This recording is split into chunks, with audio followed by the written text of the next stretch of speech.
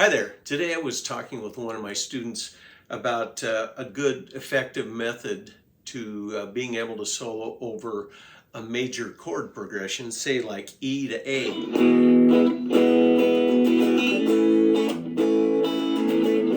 And this totally brings to my mind Allman Brothers and some country songs that are in major keys. Now, my student and I had been working on pentatonic shapes, and he was very familiar with pentatonic shape number 1.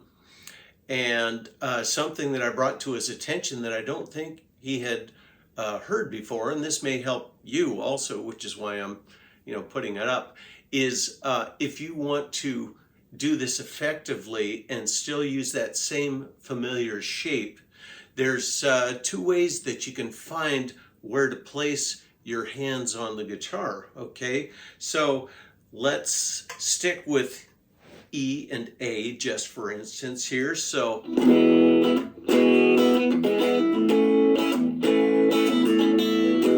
now if you're familiar with pentatonic shape number 1, we're going to be way the heck up here on the 12th fret.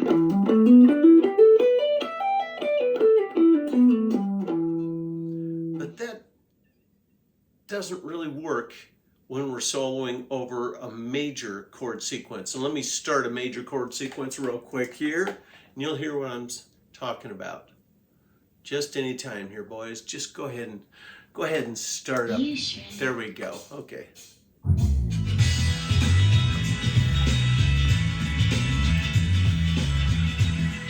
Okay, they're jamming along. Let's try that just in our regular.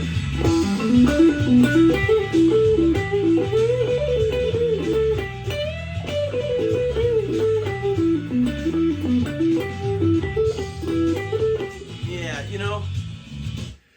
some notes work, but a lot of them don't. And it just doesn't have that feel, that major, happy, pentatonic feel.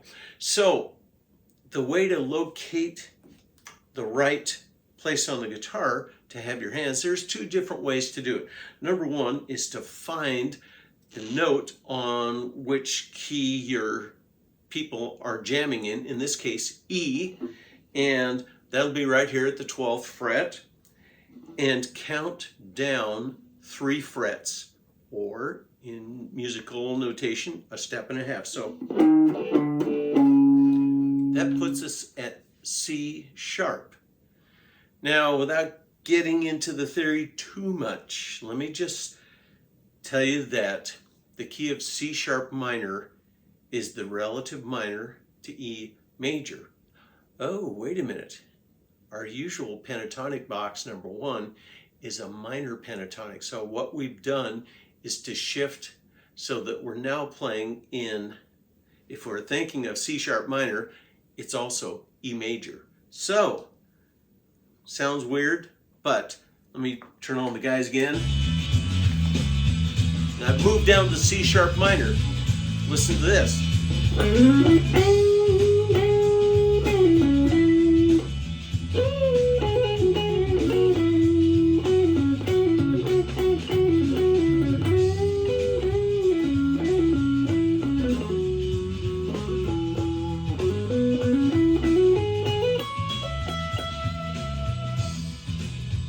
Holy cow, works like a charm.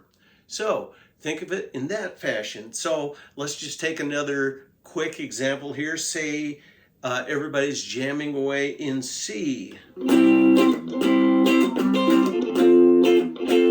What I'm going to do is I'm going to take that C and I'm going to count down 3 frets, 1, 2, 3, down to A. And if I play an A minor pentatonic shape number 1, while everybody else is playing in C, it's going to work beautifully. So here's our C. And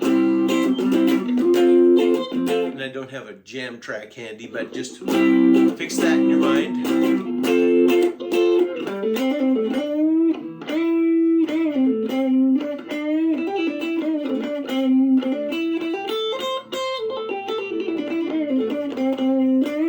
Works beautifully.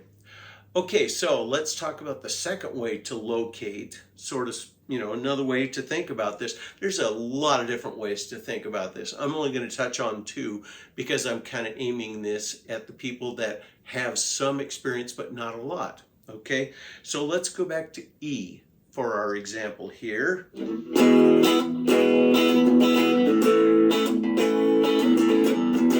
Okay, and you remember if we start at E and we count down 3, that puts us at C sharp. Another way to think about it is take your regular pentatonic position number 1, minor pentatonic shape number 1, excuse me, not position, shape number 1, and look at where your 4th finger lands. And hopefully you're using your 4th finger, because God gave you 4 fingers, you might as well use them all. So look at where your 4th finger lands, and that is going to be where the major key works, okay? So if everybody's jamming away in E, and I put my 4th finger on E and then play my pentatonic shape, thinking of that as kind of my root note, that's where we are. Look at that. My 1st finger ends up on C sharp. So we're playing a C sharp minor pentatonic scale. I had to collect my thoughts for a second. We're playing a C sharp minor pentatonic scale over an E major chord progression. It works beautifully.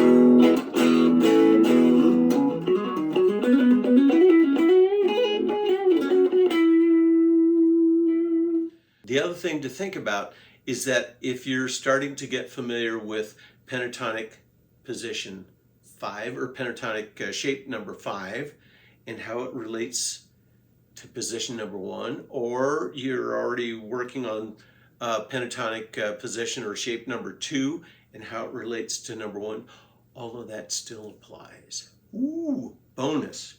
Just the magic trick is all up and down the neck now. So let me give you an example of using pentatonic position number 1 coupled with number 5 and number 2 with that same example. We'll see what it sounds like.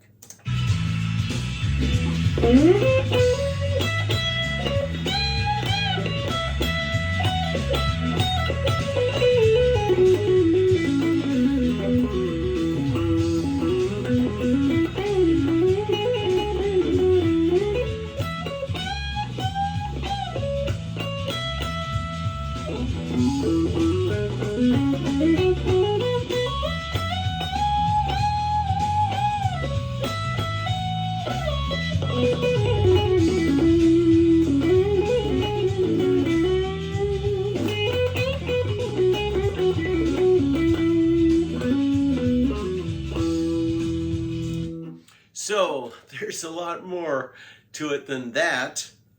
If you start playing with the diatonic feel to it, then you can add into additional notes to all of those scales, and it just becomes beautiful.